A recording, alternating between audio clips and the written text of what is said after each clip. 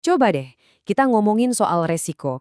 Biasanya, dengar kata resiko, kita langsung mikir sesuatu yang harus dihindari kan? Sesuatu yang negatif. Tapi, gimana kalau saya bilang resiko itu sebenarnya adalah kekuatan? Kekuatan yang kalau kita bisa kelola dengan benar, justru bisa jadi kunci kemenangan. Nah, itulah yang akan kita bedah bareng-bareng hari ini. Enterprise Risk Management. Anggap aja ini bukan sekedar teori bisnis yang kaku, tapi sebuah cara berpikir, sebuah mindset yang bisa jadi senjata rahasia buat sukses di dunia yang serba nggak pasti ini. Oke, jadi gimana caranya kita bisa menjinakkan risiko dan mengubahnya jadi keuntungan?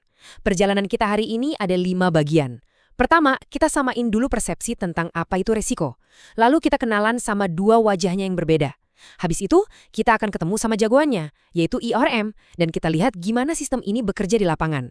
Dan yang paling penting, kita akan lihat tujuan akhirnya, gimana semua ini bisa bikin nilai perusahaan kita meroket. Udah siap? Yuk kita mulai. Oke, kita masuk bagian pertama. Bayangin deh, bisnis itu kayak lagi mendaki gunung yang tinggi. Nah, resiko itu cuacanya. Bisa tiba-tiba cerah, bisa tiba-tiba badai. Anda nggak bisa kan menghindari cuaca? Nggak bisa.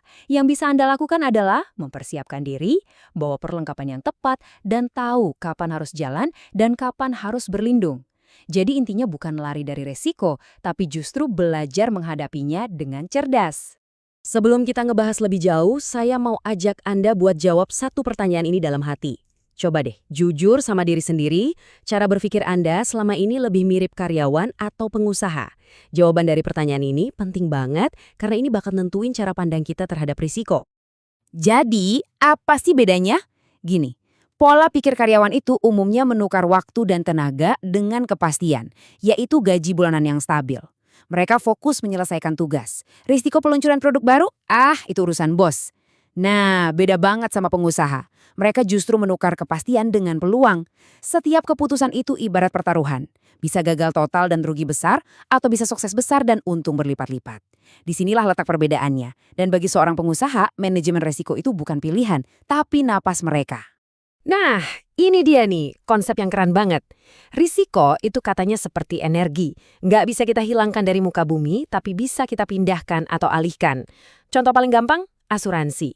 Waktu Anda beli asuransi kebakaran, Anda kan nggak menghilangkan risiko rumah Anda terbakar kan? Risikonya tetap ada. Yang Anda lakukan adalah memindahkan beban kerugian finansialnya ke perusahaan asuransi. Nah, itulah inti dari manajemen risiko, mengelola dan memindahkan energi negatif ini ke tempat yang dampaknya paling kecil buat kita. Oke, kita udah sepakat kalau resiko itu ada di mana-mana. Tapi, tunggu dulu. Ternyata nggak semua resiko itu sama. Sama kayak dokter, dia harus tahu dulu jenis penyakitnya apa sebelum ngasih resep obat kan? Nah, kita juga harus kenal dulu jenis-jenis resiko sebelum bisa menanganinya dengan benar. Gampangnya, resiko itu ada dua jenis. Yang pertama, resiko spekulatif. Ini kayak koin dua sisi. Ada kemungkinan untung, ada juga kemungkinan rugi. Contoh klasiknya ya investasi saham. Bisa cuan, bisa juga boncos. Nah, yang kedua adalah resiko murni. Kalau yang ini, hasilnya cuma satu, rugi. Kalaupun nggak terjadi apa-apa, Anda cuma impas, nggak untung sama sekali.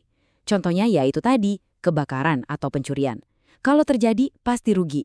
Jadi ingat ya, resiko spekulatif itu permainan yang bisa kita menangkan. Kalau resiko murni, tujuan kita cuma satu, jangan sampai kalah. Strateginya jelas beda banget. Dan yang bikin pusing, di dunia nyata tuh semua jenis risiko ini saling berhubungan, kayak jaring laba-laba. Coba bayangin, produk gagal di pasaran. Itu kan risiko pemasaran. Akibatnya, pendapatan anjlok. Nah kena deh risiko finansial. Atau mesin produksi rusak. Itu risiko teknologi.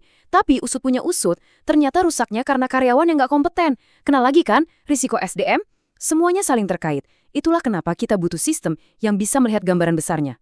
Terus gimana cara kita mengurai jaring yang rumit ini? Nah, disinilah sang jagoan muncul. Namanya Enterprise Risk Management, atau kita singkat aja ERM. Kalau boleh diibaratkan, ERM ini adalah sistem operasinya perusahaan dalam menghadapi ketidakpastian. Ini adalah game plan yang komprehensif. Menurut kerangka kerja yang paling populer, yaitu KOSO, ERM itu adalah sebuah proses yang dijalankan oleh semua orang di perusahaan.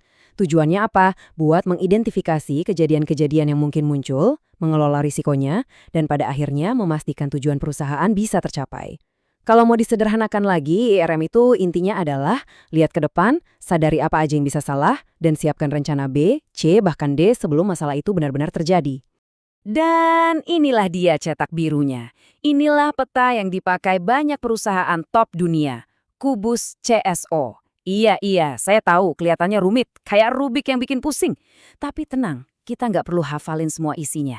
Anggap aja ini sebuah checklist super lengkap untuk memastikan nggak ada satupun sudut perusahaan yang luput dari pengawasan resiko. Biar gampang, kita fokus ke sisi depannya aja. Di situ ada 8 komponen. Tapi daripada pusing-pusing, 8 hal ini bisa kita kelompokkan jadi 3 hal utama. Pertama, fondasinya yaitu soal budaya sadar risiko di perusahaan. Kedua, prosesnya, mulai dari nyari risiko sampai nentuin cara ngatasinnya. Dan ketiga, pengawasannya, yaitu memastikan semua sistemnya jalan dan terus dievaluasi. Inilah mesin yang menggerakkan IRM. Oke, udah cukup teorinya. Sekarang, bagian yang seru. Gimana sih cara kerja IRM ini di dunia nyata? Di lapangan tuh kayak gimana? Program IRM yang berhasil itu persis kayak bangun rumah yang kokoh. Anda butuh 2 pilar utama. Pertama, infrastruktur sebagai fondasinya. Dan kedua, proses yang jelas sebagai cetak birunya. Kalau salah satunya nggak ada atau lemah, ya siap-siap aja rumahnya ambruk. Nah, fondasinya ini ada 2 jenis. Ada yang keras yang kelihatan mata, komputer, software, kantor buat tim risiko, dan sebagainya. Tapi ada juga yang lunak, yang nggak kelihatan, tapi justru ini yang paling penting dan paling kuat, yaitu budaya. Budaya sadar risiko itu adalah kondisi di mana setiap karyawan, dari level paling atas sampai paling bawah, secara otomatis bertanya apa risikonya sebelum mereka melakukan sesuatu. Inilah fondasi yang sesungguhnya. Kalau prosesnya sendiri itu kayak sebuah siklus yang berputar terus-menerus. Ada 3 langkah, rencanakan, lakukan, dan tinjau ulang. Jadi ini bukan proyek sekali jadi terus selesai, bukan. Ini adalah siklus perbaikan tanpa henti. Mirip kayak atlet profesional yang terus-menerus latihan, bertanding, lalu evaluasi penampilannya buat jadi lebih baik lagi. Dan tujuan akhirnya apa? Sebuah transformasi budaya total. Sebelum ada IRM, mungkin ngomongin resiko cuma tugasnya satu departemen aja, yang lain nggak mau tahu. Nah, setelah ada IRM, resiko jadi urusan semua orang. Diskusi soal resiko bukan lagi jadi agenda terakhir di rapat, tapi justru jadi pertanyaan pertama yang harus dijawab sebelum mengambil keputusan penting.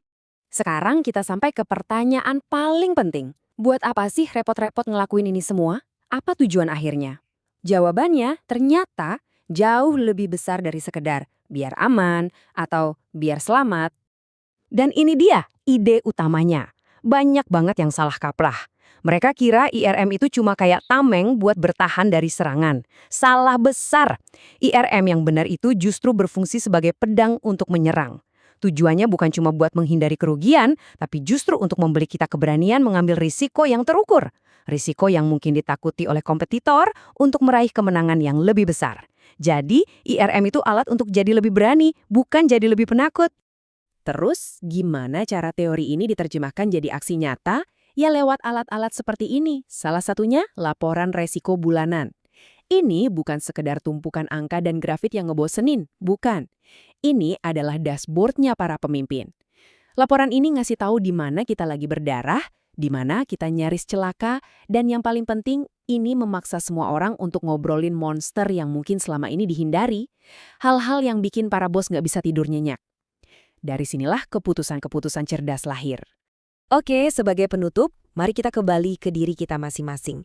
Di dalam bisnis, di dalam karir, atau bahkan kehidupan, risiko itu sebuah kepastian. Pertanyaannya bukan apakah kita akan menghadapi risiko, tapi bagaimana kita menghadapinya.